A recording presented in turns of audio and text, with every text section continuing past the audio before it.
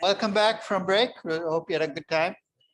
But as I said, the blank is going to hit the fan now because all kinds of stuff is going to come at you the next couple of weeks, not just my class, but in every class you're in.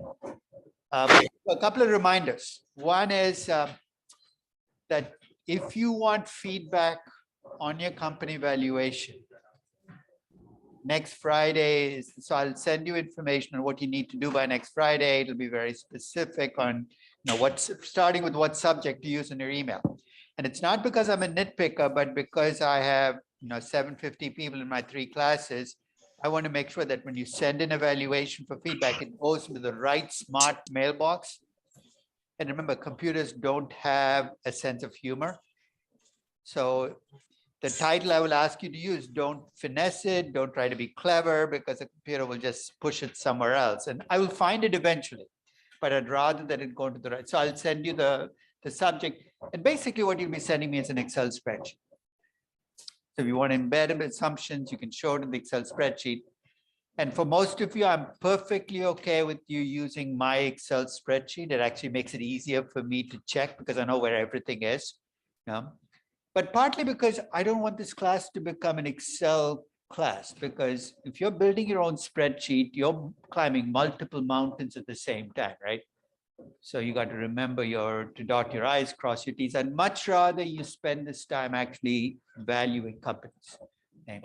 So I'll put it, so you get this email after class today on how to structure your feedback. Of course, if you choose not to send your company in for feedback, I'm perfectly okay with that as well. But then whatever you turn in the final valuation, if something is wrong, it's too late to fix it. Okay. So do whatever you need to do. Try to get, so if you haven't started your evaluation, it's not too late to start now. And don't give up already saying it's too late, I can't do anything now. And I will later today actually be checking the master's spreadsheet, see if you've entered your name. And if you haven't, I'll send you an email. It's not that I'm trying to nag you, but I want the companies in that spreadsheet at some point in time. So if you don't want me to send you that email, just go in and enter the name of your company, because many of you have picked the company, but haven't entered in the master spreadsheet.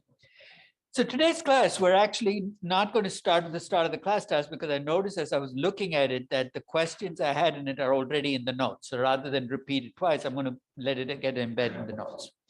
We're going to talk a lot of loose ends. We're going to finish up the loose ends, and I'm going to start talking about connecting stories to numbers, which is something that many of you are struggling with, because I've talked about in the abstract, but I want to take you to the specifics of how do you tell a story about a company and how does it play out in the numbers. But let's first finish up the loose ends. So if you remember last session, we talked about what to do about cash and cross holdings and other assets. Today, I want to kind of switch gears and talk about valuing companies and how different companies can give you different degrees of trouble. I mean, let's face it, some companies are easier to value than others. Some companies, when you look at their financials, everything is clear. And other companies, you look at their financials, everything is murky. Sebastian's valuing a Russian company. And so when you're complaining about your company right now and how much uncertainty you face, I want you to think about how much uncertainty you face relative to how much uncertainty he faces. And remember, this is all relative, right? I mean, stocks, the stock he's valuing is suspended trading. You don't know what it's going to come back to, whether it's going to come back. Huge amount of uncertainty. In fact, when I said go where it's darkest, this is about as dark as it gets, right? Because everything's kind of frozen in place. So as you think about valuing companies, some companies are simple, some are complex. I want to start with that question of when you're valuing a complicated company, it's really pissing you off. Is there something you need to be doing in your valuation to reflect how pissed off you feel? So let me start with a very simplistic choice. You're an investor. I come to you with two companies. They look exactly the same in terms of numbers, same return on capital, same growth rate, same cost of capital, same operating income. So the numbers look exactly the same, but here's where they're different. The first company is in a single business. The second company is in multiple businesses. The first company has a very simple holding structure. It tells you what it owns. It's right there on the balance sheet. The second company has special purpose entities and joint ventures and all these strange structures. The first company has transparent accounting. What's transparent accounting? You read the accounting statements. It tells you how much the company made, what it owns, what it owes. The second company is opaque accounting. What is opaque accounting? This is a company whose annual report claims to be in English. You read it, but you don't understand a word of what's being said. You read it again, you get even more confused. It's written by lawyers for lawyers to make sure nobody else understands. So you see the choice here? Two companies with exactly the same numbers. One is simple, the other is complex. So don't think in terms of analysis or valuation, think like an investor. Which of these two companies, if either, would you price more highly? The simple company or the complex company? Go with your gut. Which would you value more highly? The simple or the complex? Anybody want to try? Go ahead. Okay. Most people agree that simple. Would anybody disagree? You would value the complex company more highly. So we have one simple, one complex. Let's do a show of hands. How many would value the simple company more highly? How many would value the complex company more highly? Okay, so let's start with the complex because there are fewer hands up. Tell me your explanation for why the complex company would be more valuable.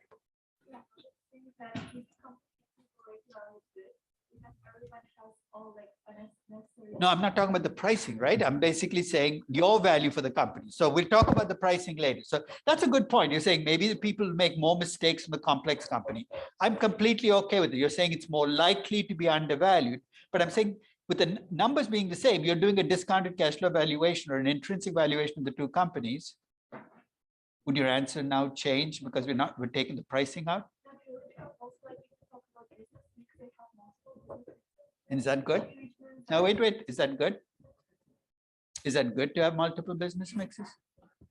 Well, it's the numbers are there, right? It's not showing up in the numbers. You've got the same operating income. So if you can tell me a story where multiple businesses make you safer or multiple businesses give you a higher growth, then I can see it. But if the numbers are the same, the multiple businesses is not helping you in the numbers. So if you take away the pricing aspect and you take away the fact that the multiple business is not helping you in the numbers,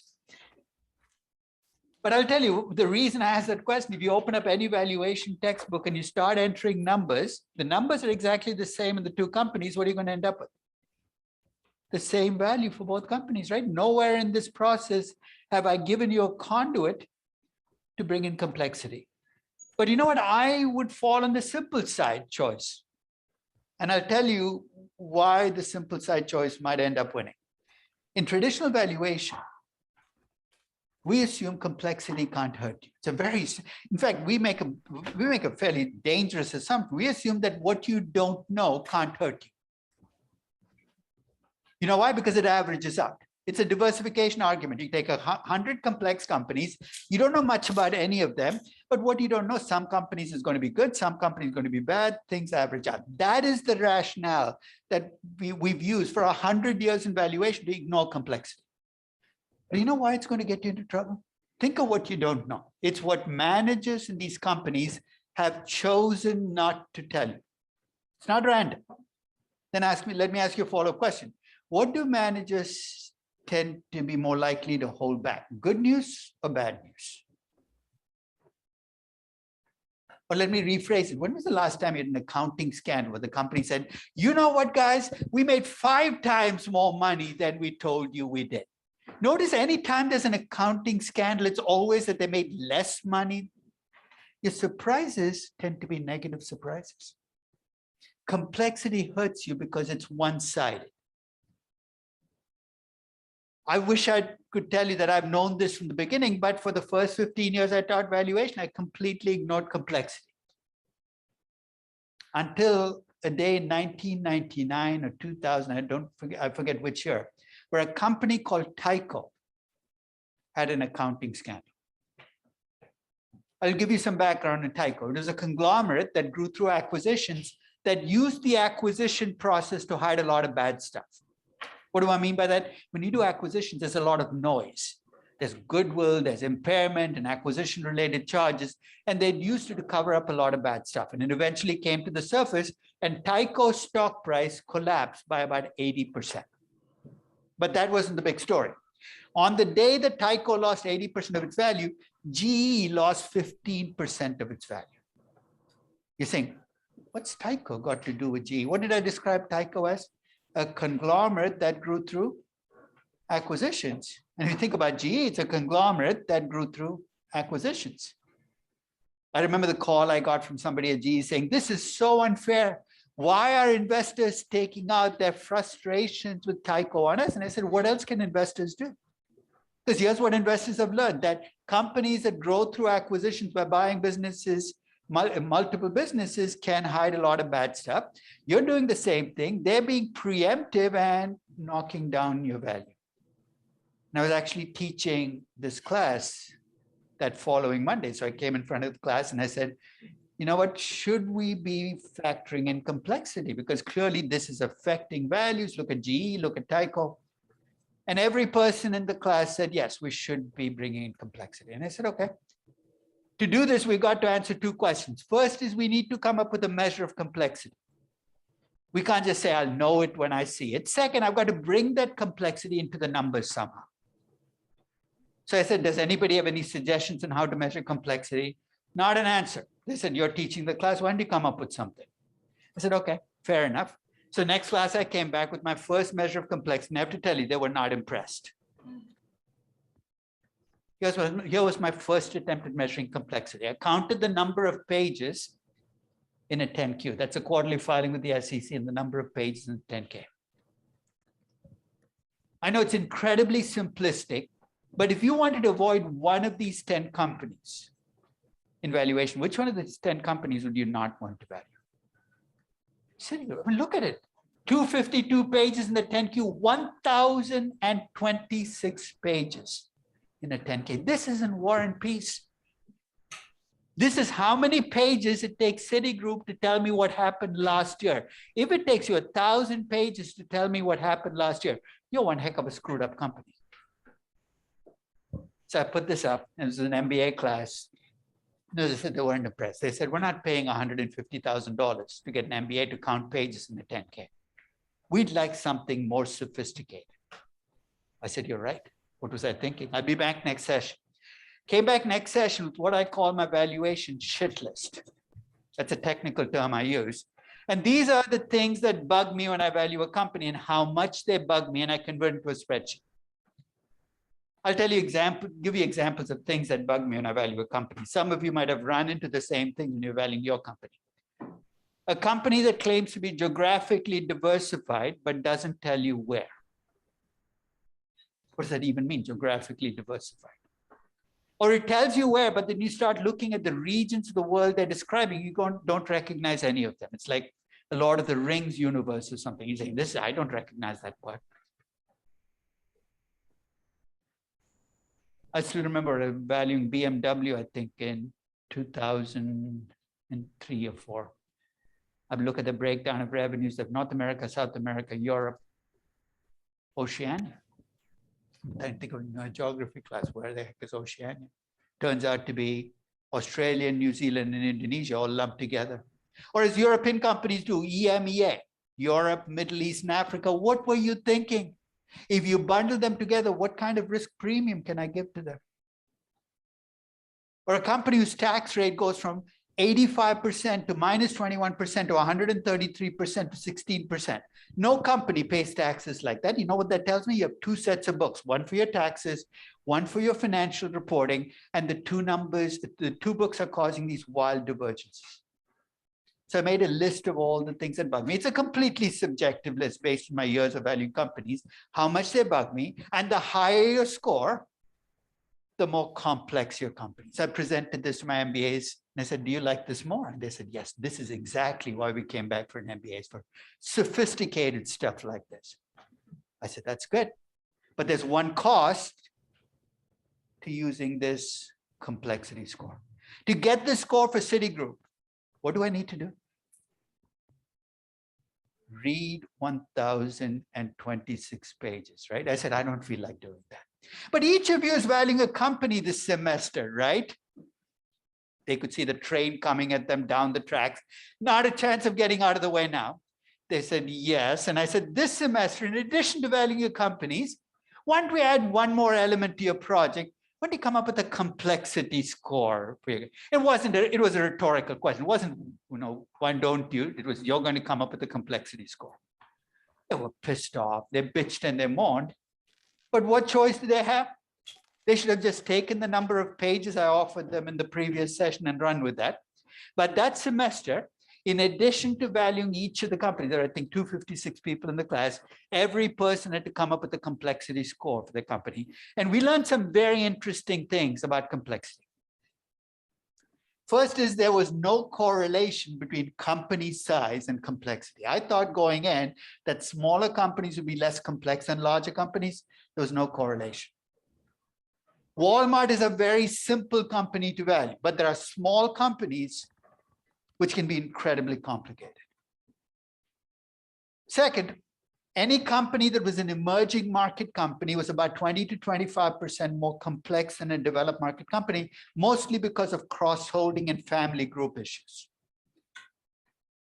Third, any company that grew through acquisitions was significantly more complex than a company that grew with internal projects.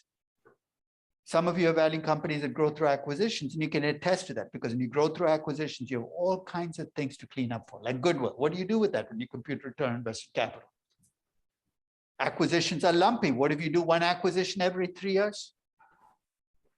And finally, any company with a financing arm embedded in the company was significantly more complex than a company that didn't have one. You know what I'm talking about when I say financing arm? GM, GMAC, Volkswagen, Volkswagen Capital. What you've done is you've embedded a bank right in the middle of your company and say, trust me, it's walled off. It's got all the debt. How do I know? Out of the 256 companies that semester, this is early in 2001 or 2, you know what the most complex company in the world was, at least across these 256 companies? Imagine creating a company where you wanted to, imagine a different scenario. Imagine you're the devil and your job is to torture investment bankers.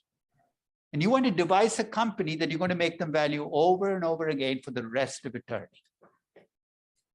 You know what the company would look like? It would look like GE in 2002.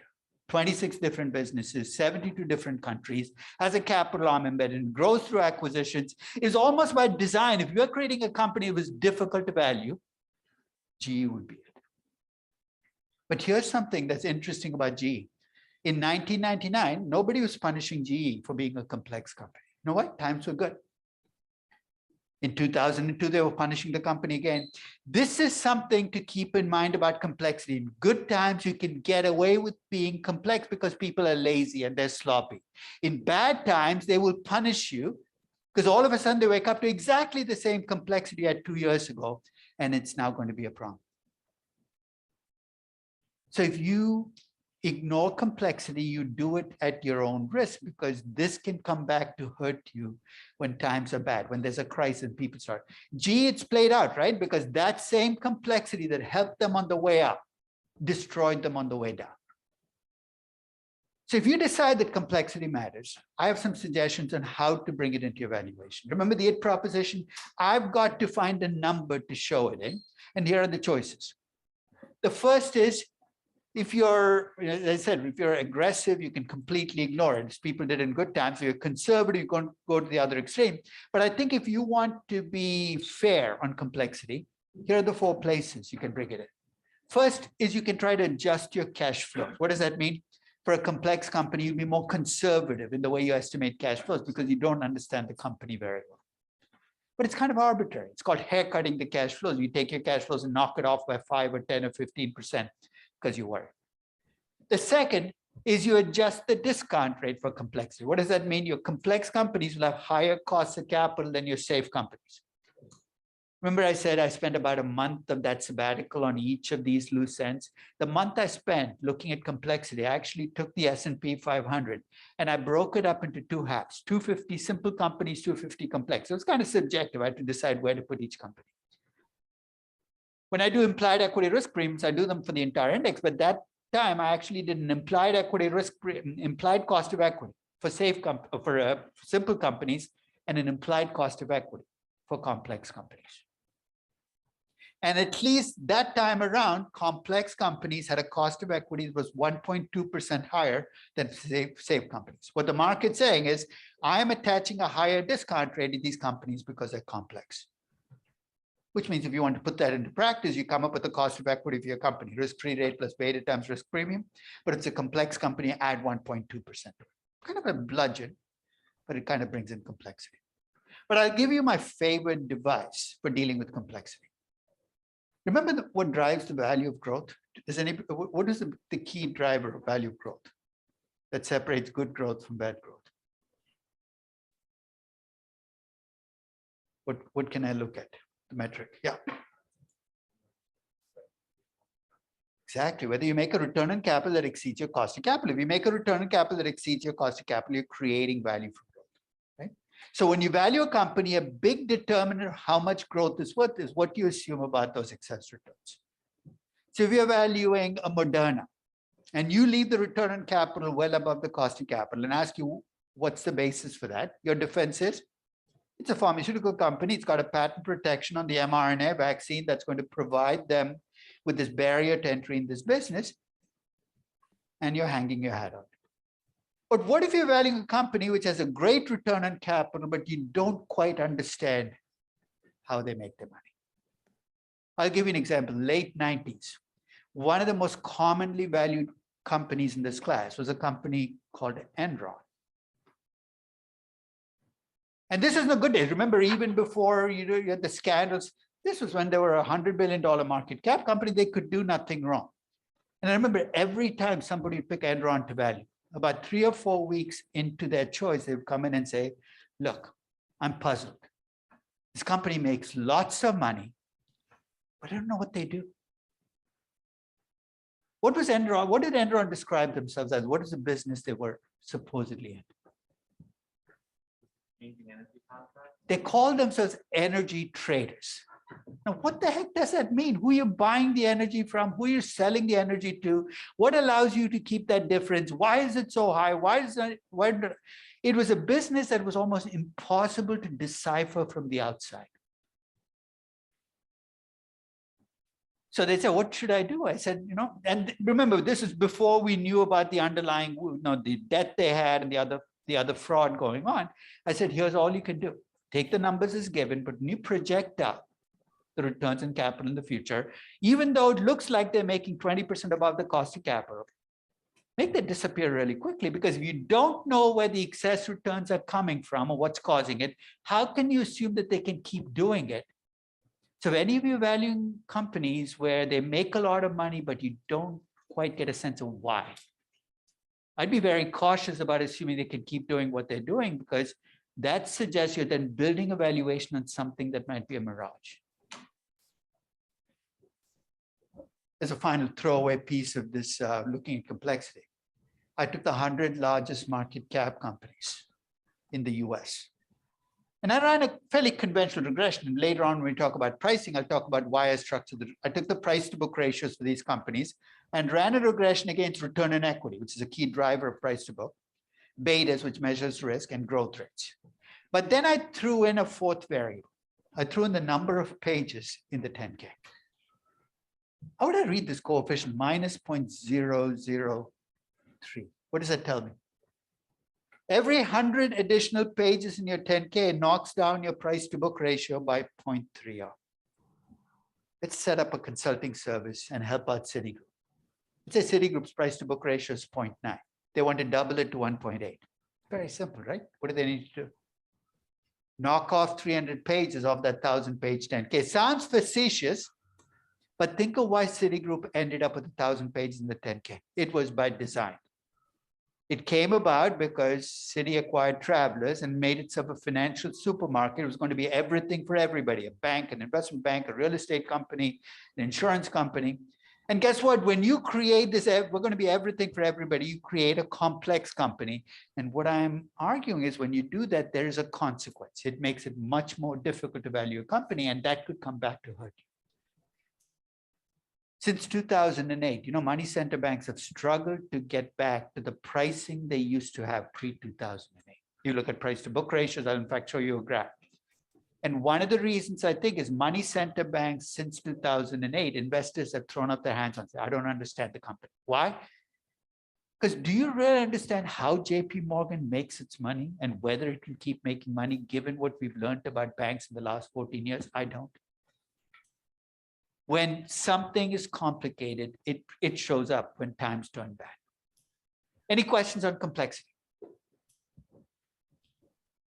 Let's talk about debt. There are two places you're going to run into debt and valuation. First is when you compute cost of capital, right? You need a debt number to come up with a debt ratio. And there the rule is very simple. Keep it narrow, the definition of debt. What should be in there is interest-bearing debt and lease commitments, you're done. Don't start counting in underfunded pension obligations and other stuff off the balance sheet. Because if you do that, you're going to inflate the debt and lower your cost of capital and actually push your valuation up when in fact you want to be conservative. But once you're done with valuing a company, you come back to debt again, right? You got to subtract our debt. And here my definition of debt is going to be different. When you talk about what debt should I subtract out to get from firm value to equity value, be expensive. Because as an equity investor, you got to worry about pretty much everything under the sun. So I'll give you two elements to think about when you think about the debt to subtract out to get to value equity. Here's the first one. Let's say you've done a valuation. You value the equity in a company. You value the company at $1 billion.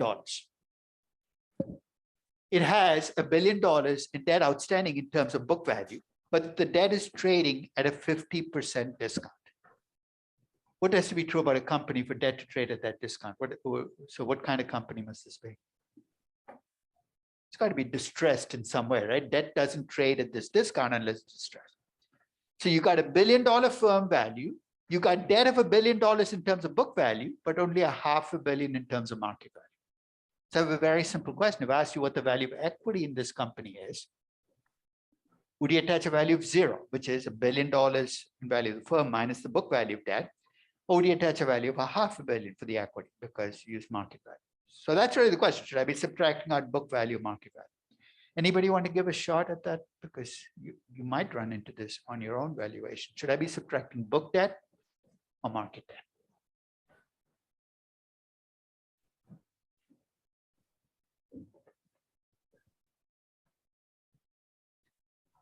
Let's say you're going to acquire this company. If you go out and pay $500 million for its equity, let's say you're a big company, nice safe company, or a AA rated company, you plan to do an acquisition of this company. You go out and buy the equity at $500 million. What's going to happen the minute after you buy this equity to that debt? Yeah. It's basically going to go back to face value, right? Because now they're not worried about distress. So the minute after you buy the company, the debt could very quickly bounce back to $1 billion because the entire discount is coming from the worry that you might default. So if you're doing an acquisition, there's a case to be made that you should be subtracting out book value of debt because that's what you're going to be faced with after the acquisition. If you're doing a liquidation, you should probably be subtracting out book value of debt because if you liquidate the company and you pay off the debt, the bank's not going to accept 50 cents on the dollar just because the market value is that. You still owe the money contractually. But if you're doing a traditional discounted cash flow valuation, where you're doing a going concern value, not doing it for an acquisition and not doing it for liquidation, I know it's going to make you uncomfortable, but you should be subtracting out market value of debt. So when we do traditional DCFs and we subtract out the market value of debt, implicitly, we're already saying this is not for liquidation. This is not for an acquisition. This is really because we're assuming this company can keep going. So I wish I could give you a clean cut answer saying always do this or always do this. Depends on the company. Yeah. One question. Say, as a business owner, yeah.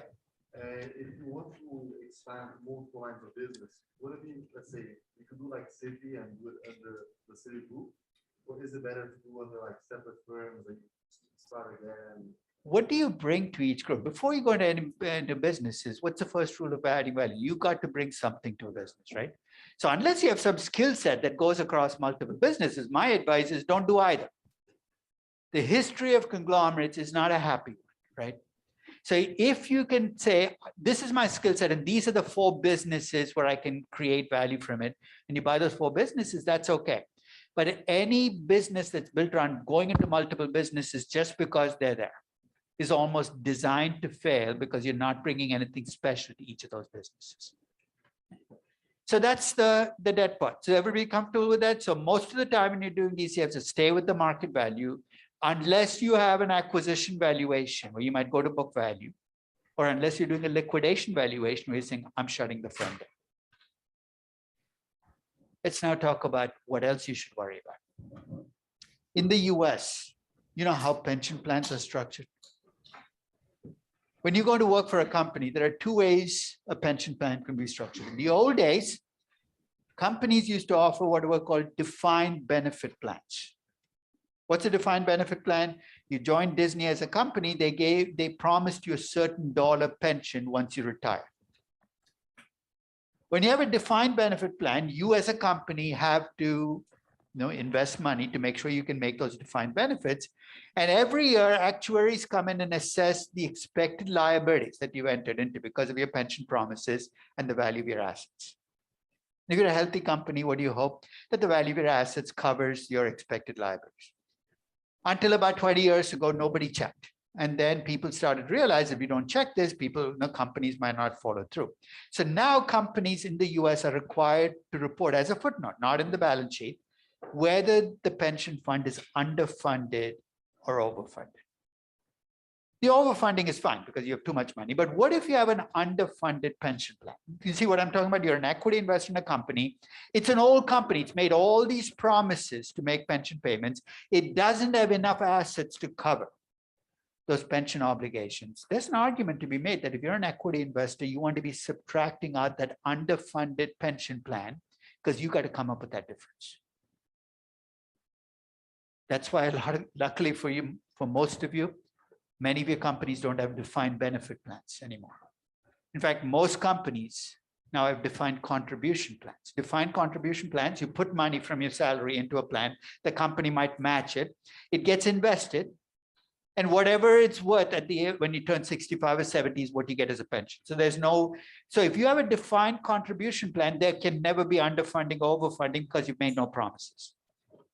But if you have an older company, check. If you have an underfunded pension obligation. That's the first thing to worry about. Here's the second thing to worry about. We live in a country where people love to sue. And if you're a company which has deep pockets, they love to sue you even more because your pockets are really deep. Let's say you're running a company that's been targeted in lawsuits. It's not an abstract example, right? Since the 1990s, you evaluate a tobacco company in the US. you can almost guarantee that that company is being sued somewhere for a huge amount of money. You see where I'm going? If you value this company, you come up with the value of the assets, you subtract out the debt, you have this lawsuit that right now might have a low probability of success, but if you fail, could cost you 5 or 10 or $15 billion. You need to net out the expected cost of losing that lawsuit. So what's that going to require you to estimate? There are two things you need to estimate. One is the probability that you will lose the lawsuit. And it's not just the first round. Remember, you lose and you appeal and you appeal that. The second is how much you will have to pay if you do lose the lawsuit. So how the heck am I going to do this? Don't try. Get a good trial lawyer friend. In fact, if you want to set up a good investment advisory service, here's what I would do. Get a lawyer friend, get together, start this company, focus only on companies that are being sued in big trial laws. And your focus is going to be, forget about the free cash flow. Your focus is going to be entirely on two variables. What is the likelihood that these lawsuits will succeed and how much will I have to pay out? Because I think markets systematically get this wrong. I still remember between 2008 and 2012, Merck's stock price was driven almost entirely by the Vioxx lawsuits that were playing through different court systems. Every time they won a lawsuit, the price would go up. Every time they lost one, the price would go down, because investors had no way of assessing what does this actually mean for the company. Yeah. Any questions on the debt issue? Which brings me to my final loose end, which is stock-based compensation. 40 years ago, when I first started valuing companies, it was it's very unusual to see a company that actually used stock-based compensation. Restricted stock or options. Yes. Regarding the likelihood that the lawsuit will the loser win the lawsuit. Yeah. At that point, we just have to eyeball, basically guessing. It's an expected value, right? Like everybody else, like any other uncertainty, this becomes another uncertainty to assess. And that's why I said it can't be a random number. It has to be based on what is the chance at a trial that a lawsuit in this particular area will win or lose. So you're going to be looking at the data again, but at the end of the process, it's still a judgment call that you will make until the company is able to put it behind it. Now, I valued Bayer, the German pharmaceutical company, off and on for the last 20 years. And about 7 years ago, one of the most horrifically stupid acquisitions of all time, they acquired Monsanto. You're saying, what's so bad about acquiring Monsanto? When they acquired Monsanto, they got the lawsuits, the Roundup lawsuits as part of the package. And if any of you have been tracking the Roundup lawsuits, there are dozens of lawsuits around the US against Roundup for billions and billions of dollars.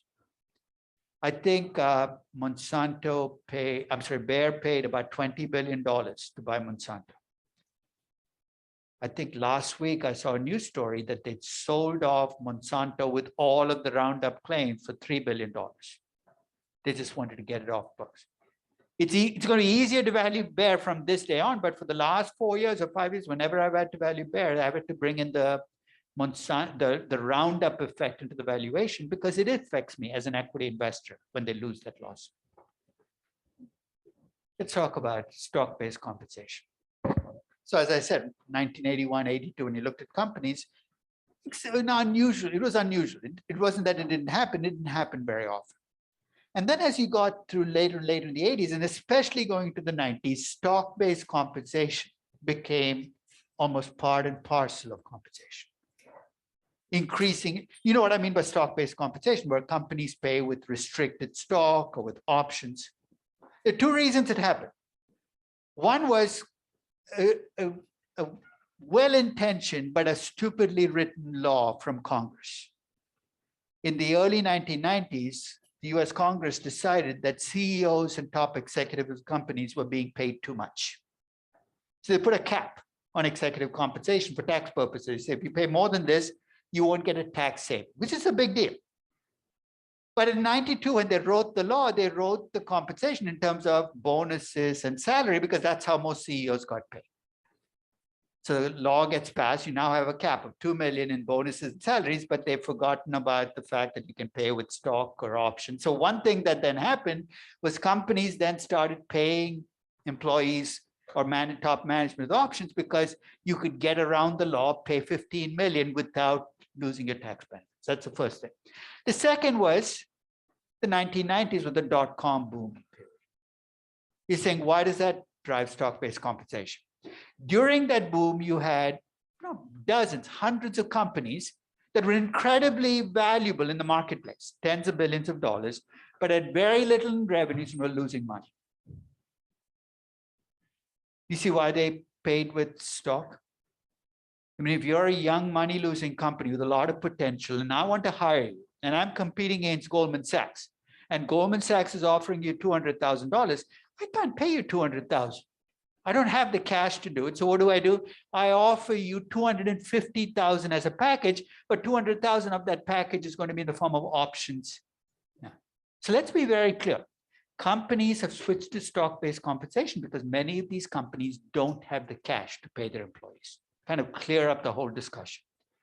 This has nothing to do with aligning incentives. That's all of that is just, it's a smoke and mirrors. The reality is companies that cannot pay their employees with cash are going to compete on the basis of stock-based compensation.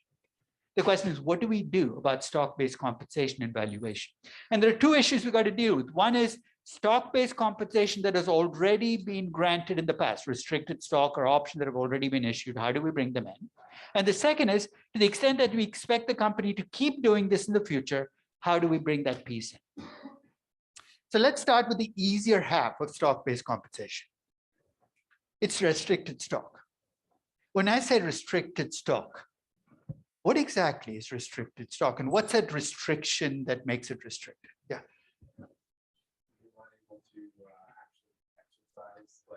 There's nothing to exercise. You actually get the shares. You cannot sell the shares. So basically, when you get restricted stock, you get the same shares as everybody else, but I restrict you from trading those shares for the next 3 years, the next 5 years, because I want you to stay with the company long enough before you.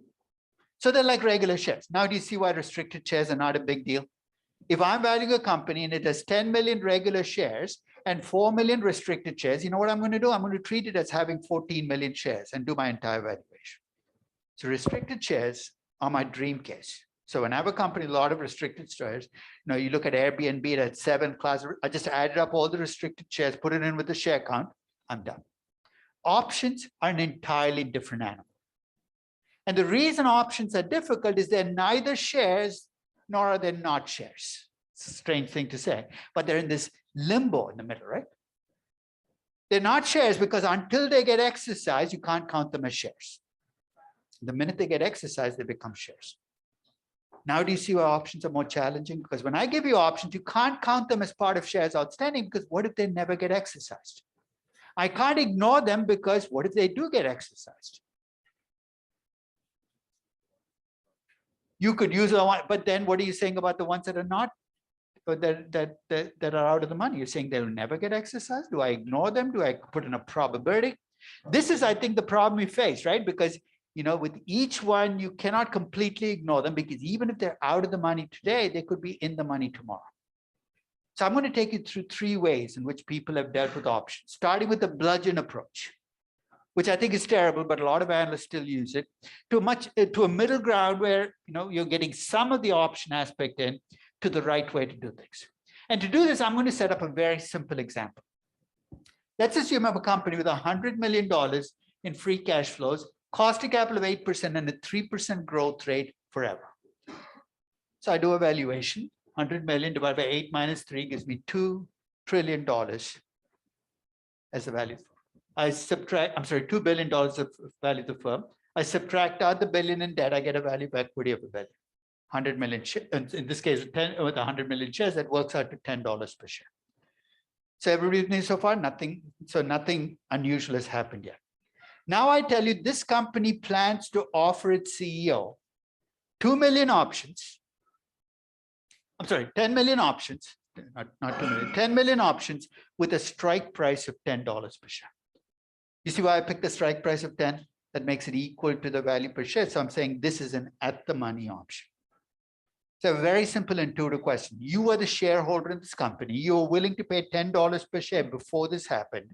Now that I've made this grant, would you continue to be willing to pay $10 per share? Or would you pay less? You get my question basically? So you are willing to pay $10 per share because the equity was worth $1 billion. There were 100 million shares outstanding. Now I've added 10 million options, but they're at the money options.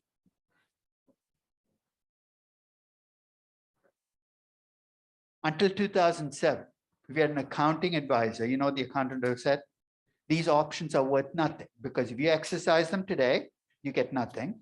And because they're worth nothing, your value per share doesn't change. What's wrong with that reasoning? Is an at the money option worth nothing? Try going to the CBOE, finding an option that trades at the money and offering to pay nothing and see how many options you can buy. Why? Because options have a time premium. Even if your stock price is equal to the strike price, you can't get it for nothing. You got to pay a premium. What you're missing with this argument is when I give options, I'm giving something of value, even if it's an at the money option. I'm laying the foundation for how I'm going to deal with options. That 2 million option, the 10 million options you gave is going to reduce the value of my equity because you've given away a slice of my equity to the CEO, even though it looks right now that it's worth nothing. It could be worth a lot in the future. So here's what I'm going to do. I'm going to take you through the 3 ways of dealing with options. And you will see these play out when you look at equity research reports. Here's the first. It's called the bludgeon approach, where effectively I take the $1 billion in equity value that I have, and I divide by what's called the fully diluted number of shares. In other words, I take the existing shares, I act like the options all get exercised. There. I'm going to come up with a value per share of $9.09, but I think I'm undervaluing the company without even looking any further. What am I missing in this approach that's going to happen when these options get exercised? What does the CEO have to come up with to exercise these options? Yeah. The $10 per share, right? So in other words, if he exercises the options, he has to pay $100 million to the company. This approach completely misses that 100 million. It just adds to the share count and doesn't factor in that that added share count comes with its cash proceeds. It should be easy to fix, right? In fact, the second approach does exactly that. It adds 100 million you're going to get as proceeds when you exercise these options to the billion in equity and divides by the 110 million shares saying, oh, you're okay, nothing's happened. This is the accounting view of the world, which is if you grant options at the money, nothing happens. So the second approach is a little better than the first approach, but you can see that the 2 approaches are going to give you misvaluation. The first approach, you're going to undervalue the equity because you're completely ignoring the exercise proceeds. The second approach, you're going to overvalue the equity because you're ignoring the time premium on the options. So you know what I'm going to do in the third approach? I'm going to value the options as options. What does that mean? If I give you an at the money option, I say there's 5 years left to maturity, and I give you the fact that the stock price can vary over time. There's a variance in the stock price. You can use an option pricing model to value an option. So I'm going to start with the value of equity that I got.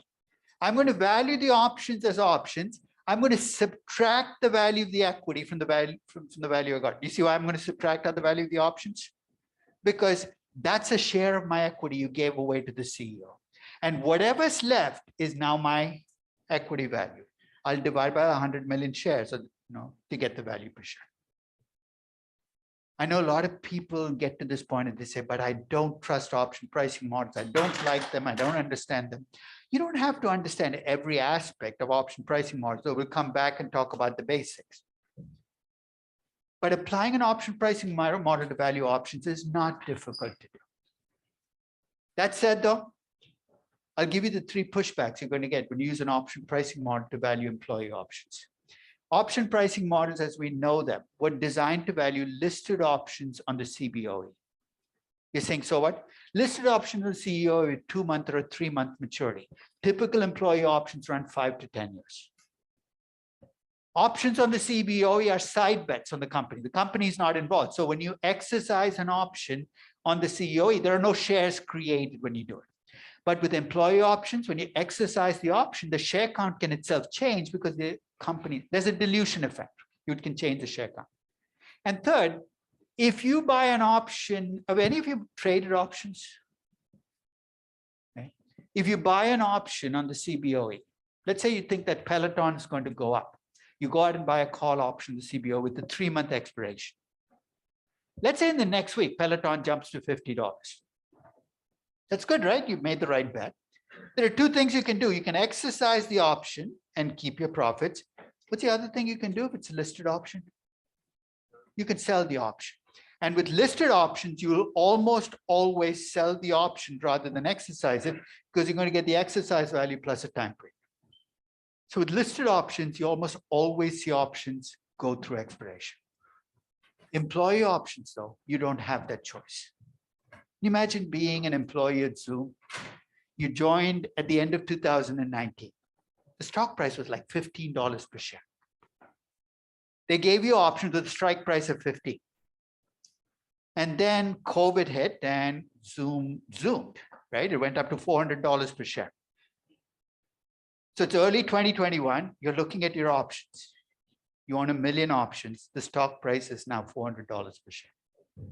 But you're afraid that this is too good to last. You want to liquidate your option position. You can't sell employee options. They're not traded.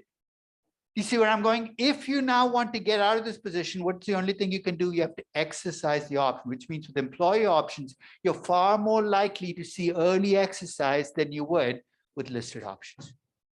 I agree with all 3 of those critiques. But that doesn't mean I can't use an option pricing model. It just means I have to adapt my option pricing model. I'm going to adapt it for the dilution. I'm going to adapt it for the fact that these options are long-term. And I'm going to adapt it for the fact that they cannot be sold, which means they can be exercised far earlier. So that's what I'm going to do. I'm going to take the 10 million options and I'm going to use an option pricing model. The stock price is $10.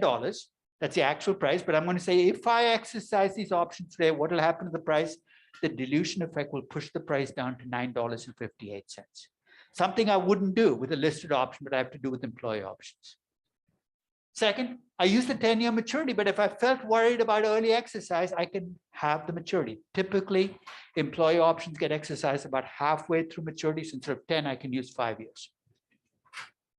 With that option pricing model, the value that I get for the option is $5.42. Let me go back to the example. You gave the CEO 10 million options. Each option was worth $5.42.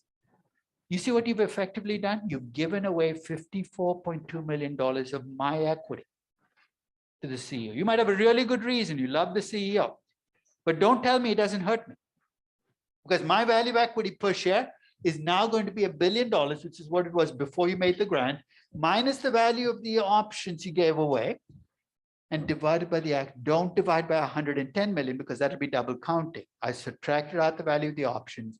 I divide by the actual shares outstanding. The value per share that I get is 946. I know it sounds incredibly tedious and painful. That's why I built the option pricing spreadsheet into your Ginzu valuation spreadsheet. So if you have options and you tell me you have options, I'll do this in the background. You don't have to understand Black-Scholes to see what's going on. You just have to get a sense of what I'm trying to do. I'm trying to value the options you have outstanding so I can net them out against the value of equity. Until 2007, 90% of stock-based compensation took the form of options. Since 2007, the numbers have flipped. Now 90% of stock-based compensation is restricted stock units. See what happened in 2007.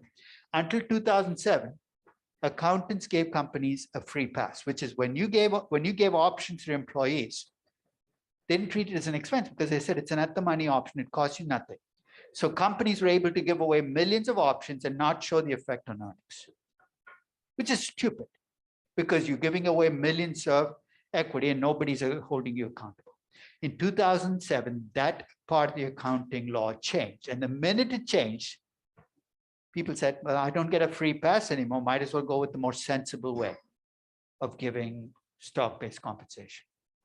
So if you do see stock-based compensation, make sure that it's treated the right way, because a lot of valuations, the way it's treated is almost random. It's either share count that's adjusted or some other adjustment that doesn't make any sense.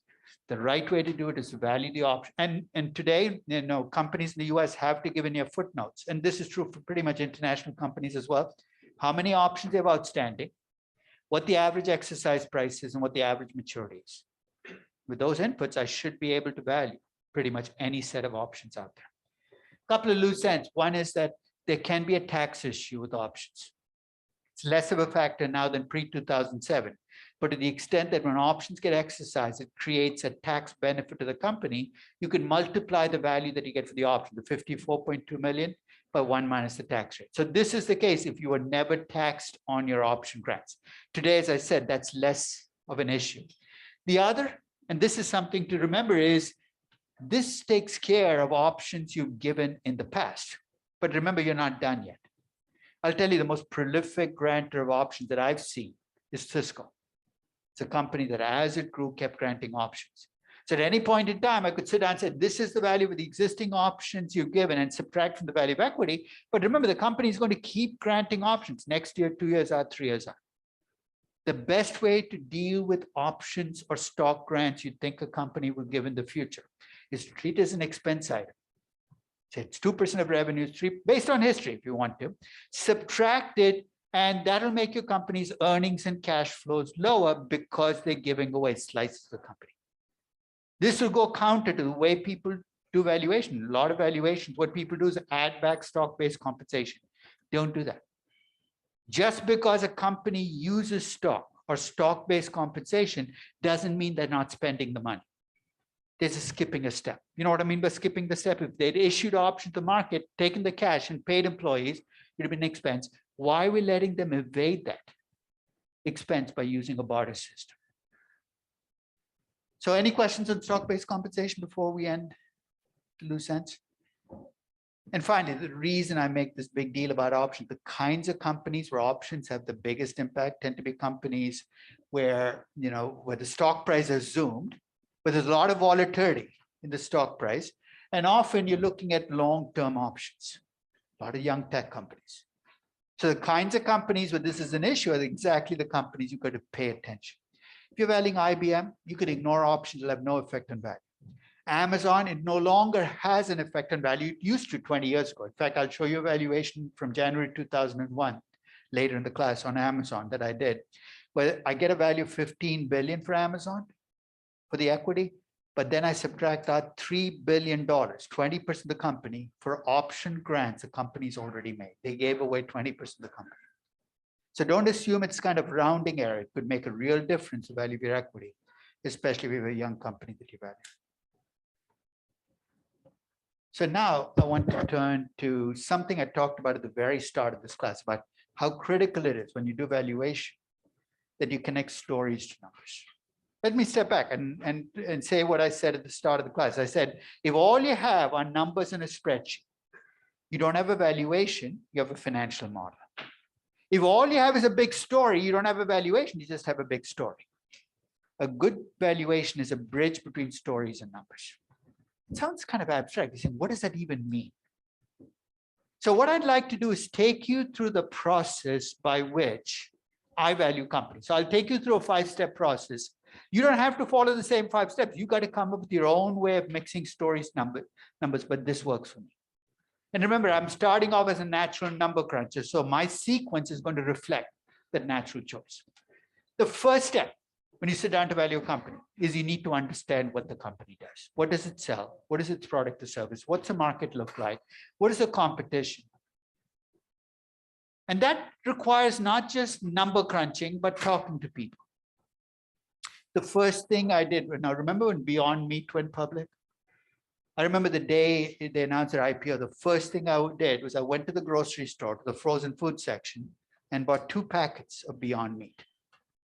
Because how can you value a company whose prime claim on value is we taste exactly like meat with pea proteins without actually tasting it? Well, they don't say that. They come close enough, right? Basically, they say if you're a meat lover and you don't want to eat meat, you can get as close to a pea protein as you can get. So when you value a company, understanding the company is the first step. So I'm going to use a company that I valued in June of 2014 to illustrate this process. It's a company you've all heard of, partly because you probably use it 3 times a day. It's Uber. Now, I'm going to tell you that this is a company I valued every year since June of 2014. But in June of 2014, what brought Uber to my attention was a news story in the Wall Street Journal.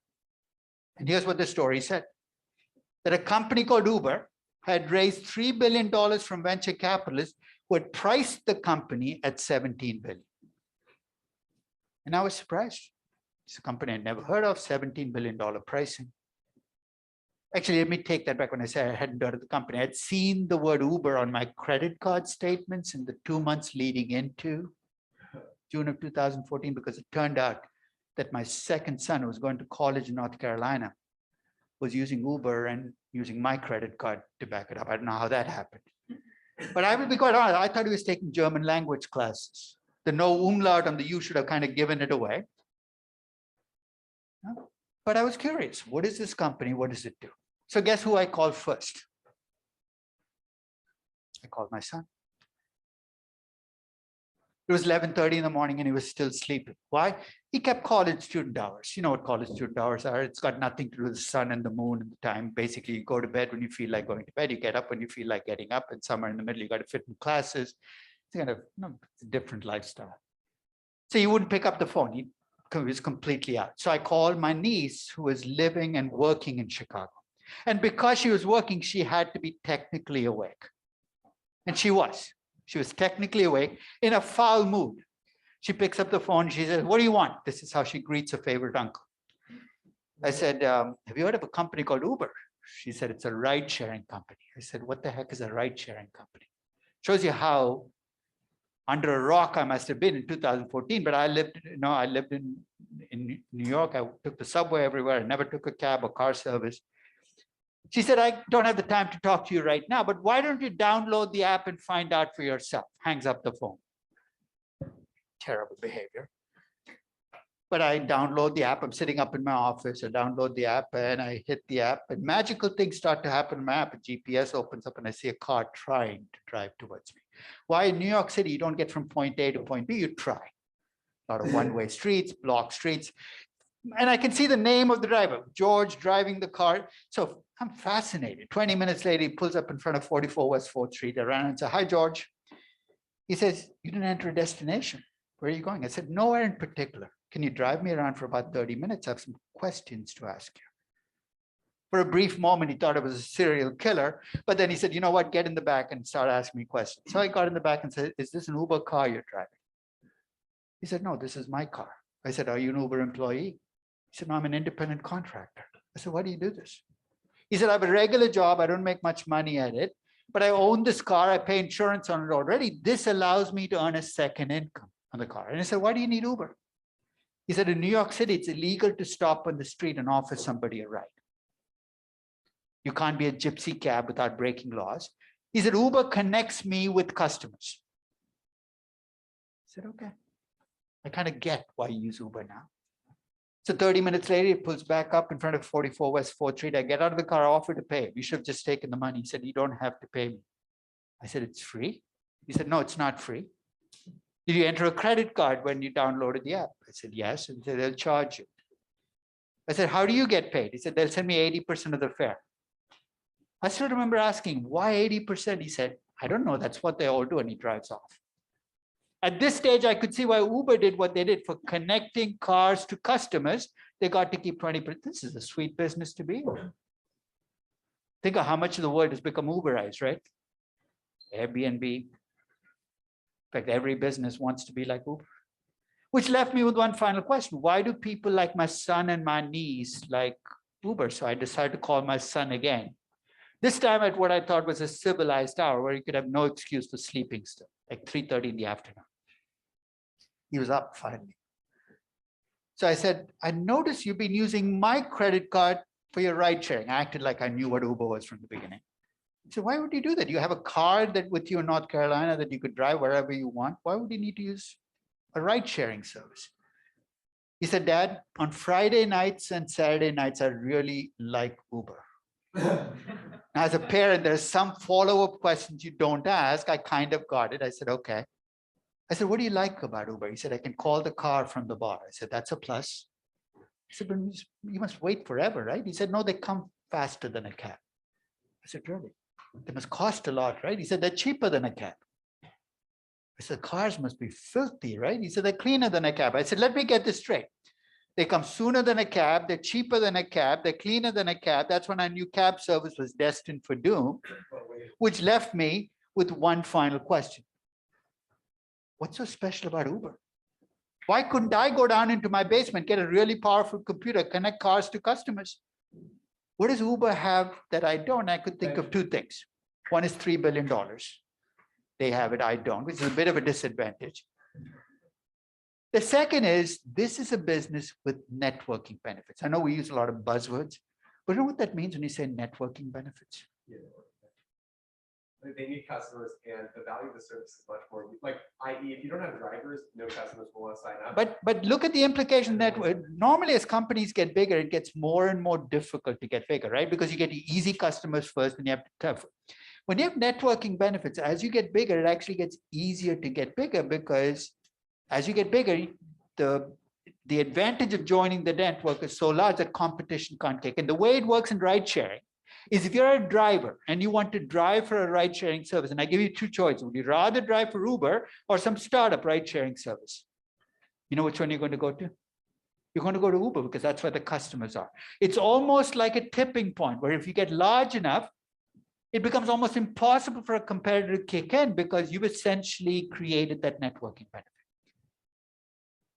That was my research on Uber. You're saying, why don't you look at their financials? What financials? It's a private company that is incredibly secretive. What I'm trying to say is, in the last 25 years, when people think about research, they think about downloading data from a database and computing every ratio known to man. Do it if you want to. But to learn about a company, often you're better off talking to people. I've learned more about Uber by talking to Uber drivers than to any Uber management. Uber drivers around the world must hate me. Now I get in, I start asking myself, how does Uber treat you? What percentage do you get? Who's your competition? 25 minutes later, it's like cross-examination. But this has become my base research, because I can tell when Uber is in trouble by often talking to drivers in different parts of the country. So after I was done with this research, I drew a picture. And I tried to do this when I sit down to value companies. What I've learned about the company, I tried to summarize it in as compact a space as I can. As I said, you don't have to do it the same way that I do, but you have to figure out a way to take everything you've learned and say, this is what I see in this company.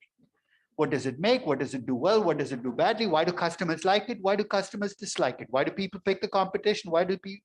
So in a sense, it's my attempt to bring everything I've learned into a picture, which is going to become the basis then for the story. So what I've learned in the picture is how Uber makes money, and the fact that it doesn't own the cars and doesn't hire the drivers becomes part of my story. Which leads me to the next step. I've learned enough about the company. I now am ready to tell a story about the company. And let me caution you, this is not a creative novel that you're writing. It's a business story. What I'm saying here is, don't create characters for the sake of creating characters, because that's not the end game. I'll tell you what you should not be telling as a business story. About 15 years ago, my oldest son came to me with a reading suggestion, and I take my kids' reading suggestions very seriously. So he said, Dad, you got to read this book. It's amazing. So he gives me a book. It's like 1,200 pages thick, which already is a daunting task. I look at the front. It says Game of Thrones, George R.R. Martin. I said, okay, this guy has 2 R's in the middle of his name. He must be special. And I start reading the book. And halfway through the book, I called my son and I said, Ryan, I'm too old for this. There are like hundreds of characters in this book. They die, they come back to life. They're good guys, they're bad guys. I've completely lost track. What I'm trying to say is, if you're telling a business story, don't make it Game of Thrones. You don't have 8 seasons and 80 episodes to tell your story. You have like 15 minutes. So when you tell a business story, first, it's got to be simple. Second, it's got to be focused. Focused on what's the end game for no matter what kind of business you start. If you want my money to be invested in you, what do you have to show me? That you have a pathway to making money, right? I don't care if you make money next year, 2 years. At least tell me you've thought about the possibility of making money. If you get a chance, watch Shark Tank tonight. You can watch it on CNBC, the old episodes. You'll be amazed at how many people will get up there, describe a business, and when somebody asks, how do you plan to make money? They haven't thought about it yet. What the heck are you doing asking for other people's money if you haven't thought about, this is a great product. Lots of people download it. So what? Tell me, are you going to charge people per download? Are you going to charge a subscription fee? Tell me how you plan to make money. So I'm going to take that advice personally and try to create a story for Uber. So here's my Uber story in June of 2014. I described Uber as an urban car service company. So where do I see Uber succeeding based on my story? Big cities and towns as a car service business, which will attract new users into the business, like whom? Like my son and my niece. They're going to come into the business. They would not have been a traditional taxi cab users, but they'll be in this business. With local networking benefits. I already told you what networking benefits are. If Uber becomes the largest car service company somewhere, it's going to be a tipping point where competition is going to be tough. You're saying, what's a local doing? In my story, here's what can happen. Uber can take New York. Lyft can take Chicago. Didi can take Beijing. Grab can take Kuala Lumpur, and Ola can take Mumbai. You're saying, why does that matter? The kind of market share I can give Uber is going to be determined by this part of the story. If I'd given them global networking benefits, which is what Facebook and Google have, you know what the market share would look like, right? There'd be only 2 or 3 winners across the world. So in my story, there can be multiple winners in different parts of the world. And I am going to assume in June of 2014 that they can keep doing what they're doing, which is not own the cars and not hire the drivers. For those of you who've been tracking California state law, you know the story I tell today can't have the same components because I think the California Supreme Court has already ruled, and there are propositions already on that require Uber to treat its drivers as employees. So we're getting closer to the point where this assumption no longer holds. But in June of 2014, that was my story. Which brings me to step 3. So I've told a story about your company, hopefully reflecting what you learned about the company. You got to stop and pass it through what I call the 3P test. You're saying, what are the 3 Ps? Is it possible? Is it plausible? Is it probable? Let me repeat again. Is it possible? It sounds like I'm playing on words, right? You're saying, what's the big deal? I've struggled with ways of explaining the difference. But about 5 years ago, I was on a Latin American trip talking about narrative and numbers in 3 different Latin American cities. And I think I found a good way. First day I was in Sao Paulo, Brazil, 300 Brazilians in the room. And I said, what can I pick as a topic where every person in this room is going to have an opinion? You have 300 Brazilians in the room. What's the one topic you can pick where every person in the room is going to have a view? No Brazilians in the audience? Yeah. Soccer. It was 6 months before the last World Cup. And I asked, is it possible that Brazil will win the World Cup? You asked 300 Brazilians 6 months before a World Cup. Is it possible that Brazil will win the World Cup? What do you think the answer was? Of course, we won it 5 times before. I said, okay. Is it plausible that Brazil will win the World Cup? This required a little thinking. And in November of 2017, they felt pretty confident. They were already ranked, I think, 2 or 3 in the world. They said, you know what, if I'd asked this question in December of 2014, that room would have been a little shaky. You probably remember what happened in 2014, the previous World Cup, which Brazil hosted. This infamous game against Germany that didn't go well for Brazil, and I'll leave it at that. What I'm trying to say is plausible requires that you assess, hey, what's the team look like right now?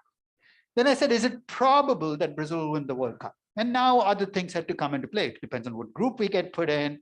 It depends on whether Neymar stays healthy. So you could see the other people. With each one, I'm upping the ante. In fact, just to finish that story, it worked so well in Brazil, I thought I'd tried in the next day I was in Santiago, Chile, and said, okay, I'm going to try it in Chile. And I should have done my homework, but I did not.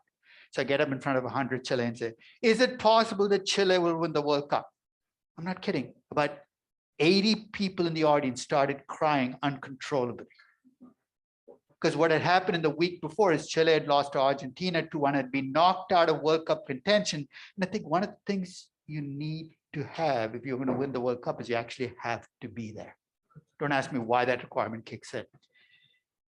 Possible, plausible, probable.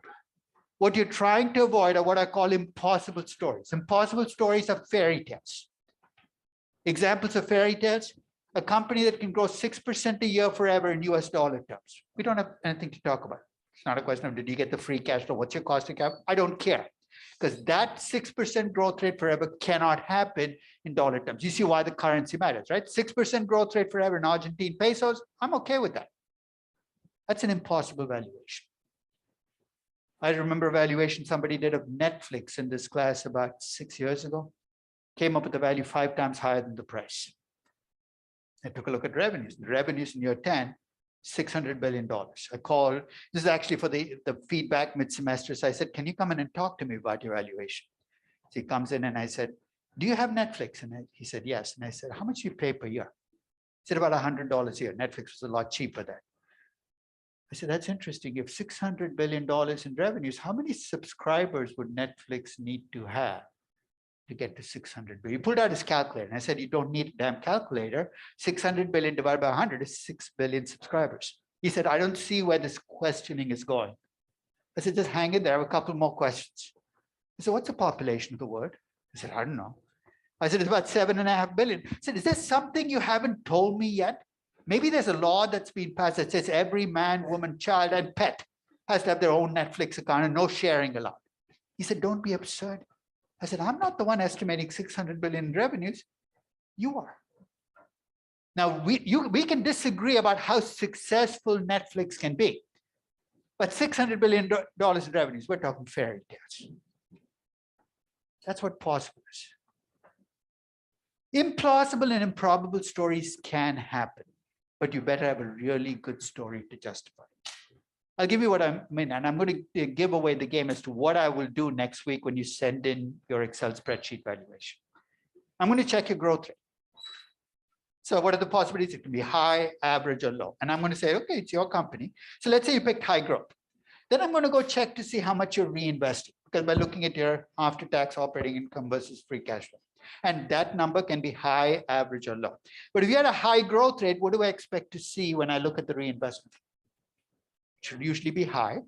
And remember I said the median cost of capital for a global company is 6.3%. If you had high growth and high reinvestment, I should expect to see a cost of capital probably high. High, high, high makes sense. Low, low, low makes sense. But if you gave me high growth with low reinvestment, low cost of capital, I'm looking for a story. Because it can happen, but this is a special company. So that's what storytelling is putting your story to that test to make sure your story it's not internally contradictory. So when you start next session, we'll continue with the storytelling part, but start thinking of the stories for your companies, that go with the numbers. Where's the